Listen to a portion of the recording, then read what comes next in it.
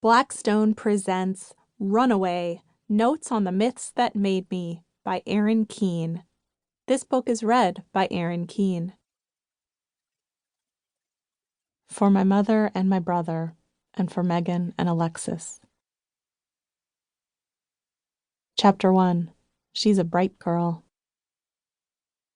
Of all the lies I once believed about my mother and father, the biggest was the one I told myself. For most of my life, I reveled in my origin story as a daughter of the grittier downtown version of Woody Allen's Manhattan, a movie I loved fiercely, perhaps because it too demanded a certain amount of self-deception. In 1972, my mother was 15 years old, a beautiful runaway from a respected military family, living as an adult under a fake name in New York's East Village, when she met my father at Googie's, her favorite bar. They fell in love and married that year. He was a recovering heroin addict, sporadically employed and with a criminal past, a self-taught, bullshitting Renaissance man who drove a cab and wooed her with barstool poems. He was also the same age as her father.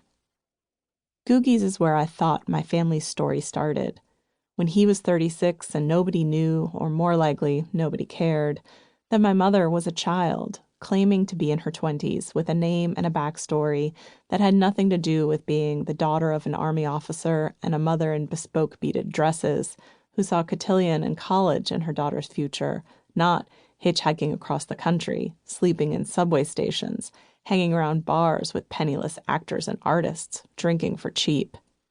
After all, in Manhattan, we don't see what 17-year-old Tracy was doing before she starts dating Isaac, the twice-divorced protagonist who is her father's age and who cracks self-conscious jokes about it in front of his friends.